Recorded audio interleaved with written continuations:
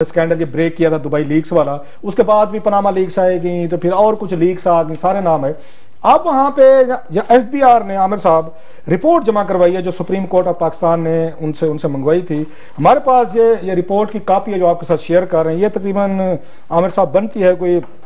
यहाँ पे कोई ये तकरीबन 125 पेजेस की एक्सक्लूसिव रिपोर्ट है जो हम आपके साथ शेयर कर रहे हैं। इसमें बड़ी इंतहाई शॉकिंग कुछ इंफॉर्मेशन है, डिटेल्स हैं जो हमने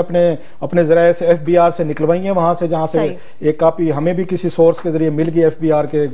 जरिए से जो वहां पे जमा करवाई गई है। इसमें आमिर साहब जो उसमें 2-4 बड़ी खबरें हैं जो मैं आपके साथ शेयर करूं। अब देखें ना कि कैसे एक कंसिस्टेंस हमने दबाव रखा है, मीडिया को क्रेडिट जाता है कि हमने दबाव रखा है, दुबई लीक्स पे हमने दबाव रखा, इस पर बाद फॉरेन हमने properties, foreign bank accounts, money laundering, 200 अरब वहां पे पड़े हुए, स्विट्जरलैंड में पड़े, पाकिस्तान की दौलत लूट के ले गए। लोग हंसते थे कि क्या होगा इसे, हमारे भी तो बस इक्का दुक्का असद उमर जैसे चंद लोग थे जो थोड़ी सी हमें वहां से आवाज आ जाती उसमें दुबई लीक्स वगैरह पे हम असद का नाम लेते रहते हैं, उसको क्रेडिट भी देते रहे, लेकिन साथ में उनके शींजा ये मनसब खरल साहब, शींजा मुझे नाम उसका भूल गया, शिजरा मनसब खरल साहबा भी उस कमेटी की चेयरपर्सन है, साथ में नफीसा शाह साहबा भी मेरा ख्याल उनके चेयरपर्सन है, उनको भी हम अप्रिशिएट चंद लोग वो कहते हैं अ फ्यू गुड मैन, वो जो उसकी है ना वो जो उसकी है ना फ्यू गुड मैन एंड उसमें फ्यू गुड वुमेन भी आ सकता है, पार्लियामेंटेरियन जिन्होंने इस इशू को हमारी स्टोरीज और ब्रेक के बाद उन्होंने इसको अलाइव रखा है। आमिर साहब इसमें 3-4 बड़ी मजे की चीजें, बड़ी खबरें। सबसे बड़ी खबर तो यह है कि मरियम नवाज साहबा ने फरमाया था कि मेरी तो जनाब पाकिस्तान छोड़े, लंदन छोड़े, पाकिस्तान में भी कोई जायदाद नहीं, और ये कहां से ढूंढ के मैं तो अपने अब्बा के घर में रहती हूँ, अब्बा के घर में रहती हूँ। अब ये पता चला है इस रिपोर्ट में, सुप्रीम कोर्ट ऑफ पाकिस्तान में ये जमा करवाई गई है वहां पे, अब ये हमें पता चलता है इस रिपोर्ट से इन्होंने वहां पे ये कंफर्म कर दिया आमिर साहब कि हम जो मरियम नवाज की जो उसके टैक्स के जो उन्होंने जमा करवाए होते हैं, उनकी प्रॉपर्टीज जो है वो लंदन में हूँ, पाकिस्तान में हूँ, टैक्स गोशवारों का हम ऑडिट करवा रहे हैं 2012 से। तो बिग खबर हम आपके साथ ये शेयर कर रहे हैं कि वहां पे सुप्रीम कोर्ट ऑफ पाकिस्तान में जो वहां पे उन्होंने आके रिपोर्ट जमा करवाई है मरियम नवाज के टैक्स गोशवारे, उनकी प्रॉपर्टीज के वो जो कहती कहां से ढूंढ के लाते हैं, उन प्रॉपर्टीज का जनाब ऑडिट होना शुरू हो गया है। और ऑडिट का मतलब ये होता है एक एक चीज की डिटेल के पैसा कहां से आया, किधर किया, सोर्सेज ऑफ इनकम थे, आपने टैक्स कितना पे किया, कि वो सारी डिटेल आ गई। एक तो बड़ी खबर आमिर साहब ये होगी। दूसरी बड़ी खबर ये है जो मेरा ख्याल है अब तक एतराज होता था उस पर सुप्रीम कोर्ट ऑफ पाकिस्तान में भी होता था कि जनाब आपके अपने एक जज हैं, उनका नाम जो लाहौर हाई कोर्ट के जस्टिस फरोख इरफान खान साहब, उनकी भी एक यहाँ पे कंपनी थी, ऑफशोर कंपनी उन्होंने बनाई थी जिसके डायरेक्टर थे 2002 से लेके 2011 तक। आप ये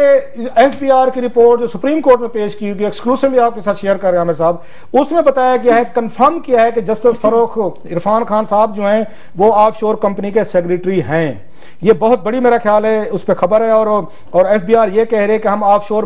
कंपनी के मामले पे जस्टिस फरोख इरफान जो हैं उनके खिलाफ कार्रवाई हम उस पर कर रहे हैं। अब ये मेरा ख्याल सुप्रीम कोर्ट ऑफ पाकिस्तान के लिए भी एक बड़ा एक तरह का टेस्ट और ट्रायल होगा कि एतराज आता है उन पे जनाब आपके फेलो जज पे एक ऑफशोर कंपनी का एक आया हुआ है, उस पर उनका नाम आया हुआ है, आप उनके खिलाफ क्या कार्रवाई करेंगे। वैसे मेरी तजवीज ये है, बाकी उनकी मर्जी है कि जस्टिस फरोख साहब जो हैं वो उनको एम्बेरस ना करें, सुप्रीम कोर्ट ऑफ पाकिस्तान को, दीगर को हाई मॉरल ग्राउंड लें तो क्विट करने में कोई हर्ज नहीं। दुनिया में लोग क्विट कर जाते होते हैं, की राह लें, वो ले लें, उसको क्विट कर जाएं, ये ताकि उनकी जुडिशरी पे भी एक तरह के इतराजात ना हो। लोग ये बहुत सारे हैं जो इस वक्त चाहते हैं कि जुडिशरी को हम मलाइन करें, टारगेट करें, सो उनको जस्टिस ये फरोख साहब जो एक ऑनरेबल वे ले सकते हैं। क्योंकि अब एफबीआर ने, पहले तो ये था ना वो कहते थे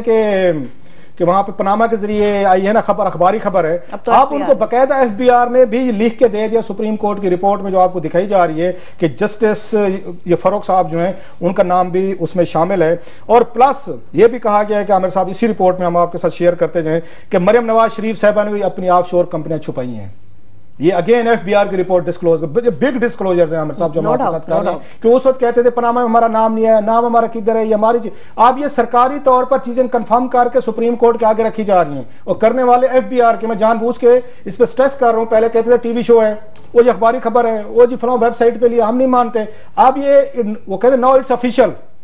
अब ये ऑफिशियल है कि मरियम नवाज जो है उन्होंने अपनी ऑफशोर ये कंपनी जो है उन्होंने छुपाई है और इनके खिलाफ थर्ड पार्टी इंफॉर्मेशन इकट्ठी की जा रही है। अब ये ऑफिशियल होके मैं दोबारा वो कर रहा हूं कि ये अब साबित हो चुका है इस रिपोर्ट के मुताबिक ये इनकी ही कंपनी और इन्होंने छुपाई थी और थर्ड का ये पार्टी के जरिए वो इनसे ले भी रहे हैं। हसन और हुसैन नवाज साहब ने भी अपनी ऑफशोर कंपनियां छुपाई हैं। ये एफबीआर की रिपोर्ट सुप्रीम कोर्ट में पेश की है। उन्होंने वहां पे कह रहे हैं मलिक कयूम जिनका भी आप नाम ले रहे थे, जज साहब जस्टिस साहब थे, उन्होंने भी अपनी यहाँ पे आके छुपाई है। इरफान इकबालपुरी साहब ऑफशोर कंपनियां छुपाई जो बहुत बड़े, आपको याद होगा वहां पे इंटरपोल ने करप्शन में उनको न दुबई से गिरफ्तार किया था और नैब को प्ली बारगेन में इरफान इकबालपुरी साहब ने